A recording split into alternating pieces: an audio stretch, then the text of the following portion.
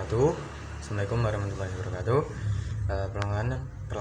Perkenalkan, nama saya Faris Muzaki dengan NIM 12610321235 dari HTN 5C. Di sini saya akan menjelaskan tentang Piagam Madinah. Sebelum Nabi Muhammad hijrah ke Madinah atau yang dulu bernama Yathrib, di sana ada dua kabilah besar yang saling bertikai ratusan tahun lamanya. Dua kabilah besar di Yathrib adalah kabilah Aus dan sekutu Bani Quraisyah dan kabilah Khazraj dan sekutu Yahudi Bani Nadir. Keadaan Madinah yang diwarnai peperangan antar suku dan perdebatan antar agama sudah mencapai puncaknya, ditambah tidak adanya sebuah kekuasaan politik tunggal membuat kondisi politik Madinah seakan berada di fase vacuum of power, yang artinya tidak ada kekuasaan politik yang diakui seluruh bangsa yang ada di Yathrib. Sejarah mencatat tidak kurang dari 120 tahun mereka berseteru. Jadi demikian, kedua kabilah tersebut merundukkan kedamaian, tetapi tidak menemukan sosok yang menyatukan mereka. Sampai pada akhirnya masyarakat Islam datang ke Madinah pada tahun 622 Masehi dengan diperkasai oleh Rasulullah SAW dan didukung oleh semua golongan masyarakat.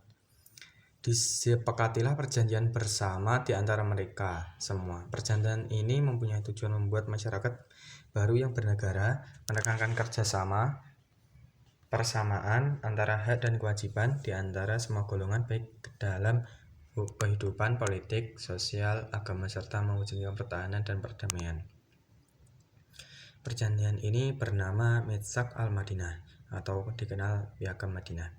Piagam Madinah adalah perjanjian tertulis dari Nabi Muhammad yang melibatkan seluruh Madinah. Baginda Nabi mempunyai keinginan menciptakan tatanan masyarakat yang adil, makmur, dan sejahtera.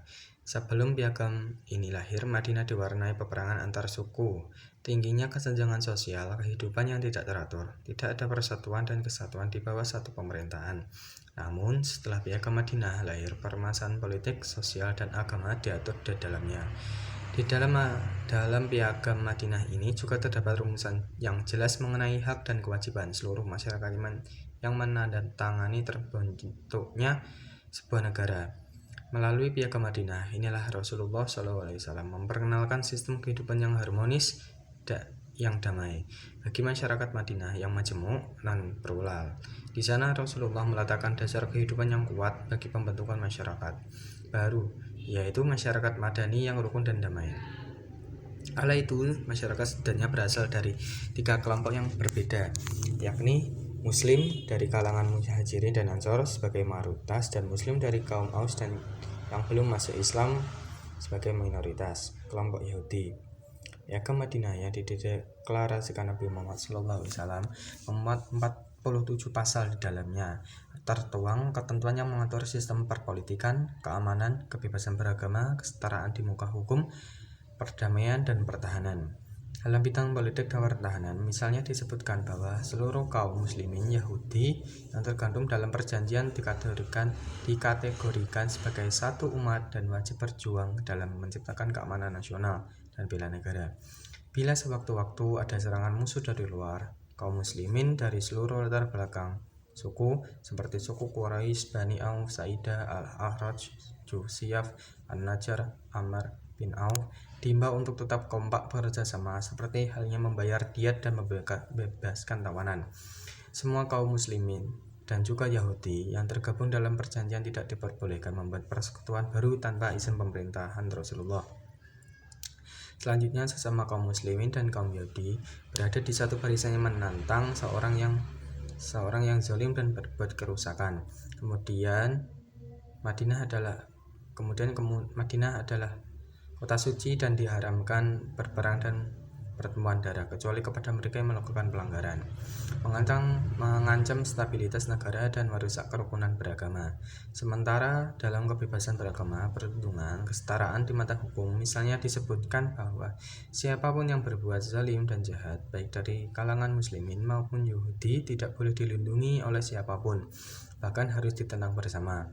Kaum muslimin dilarang bersekongkol dengan pihak lawan selama tidak melakukan pelanggaran.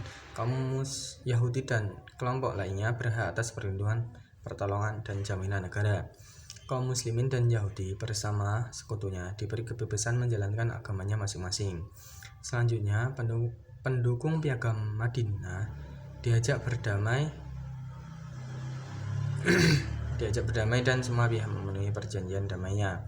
Maka kaum muslimin wajib memenuhi ajakan damai tersebut. Dalam waktu singkat, Madinah menjadi kekuasaannya disegani dan layak diperhitungkan. Bahkan warga Mekah yang itu sendiri sempat mengkhawatirkan jika kaum muslimin melakukan pembalasan kepada mereka. Mereka khawatir kabilah perdagangan mereka akan diganggu sehingga masa depan perdagangan mereka akan hancur. Namun Rasulullah bukan tipe pendendam, penguasa yang suka menyalahgunakan kekuasaannya. Piagam Madinah membuktikan kepada dunia bahwa Islam adalah agama perdamaian dan persaudaraan. Dalam buku yang berjudul Piagam Nabi Muhammad SAW, konstitusi pertama di dunia yang ditulis oleh Zainal Abidin Muhammad, menyebutkan Piagam Madinah ditetapkan 1 Hijrah dan atau 622 Masehi. Sejatinya adalah konstitusi tertulis pertama di dunia, mendahului Magna Carta di Inggris selama 6 abad dan mendahului konstitusi Amerika dan Perancis selama 12 abad. Ketika itu belum ada negara yang mengatur tentang cara hubungan antar umat beragama. Piagam Madinah jelas mengatur hubungan tersebut. Piagam Madinah dibuat bukan untuk memperondakan musuh, melainkan membangun umat yang kuat secara politik, bebas dan damai dalam beragama serta makmur dan berkeadilan secara hukum dan ekonomi, sehingga kekhawatiran masyarakat Makkah pun tidak terjadi. Moderasi Islam atau Islam Lasatiyah sudah dipraktekkan oleh baginda Nabi Muhammad SAW ketika di Madinah saat itu. Saat itu umat Islam dan umat dari berbagai agama dan suku berhasil membuat kesepakatan saling hidup bersama di bawah naungan Piagam Madinah. Terima kasih sudah mendengarkan presentasi dari saya. Wassalamualaikum warahmatullahi wabarakatuh.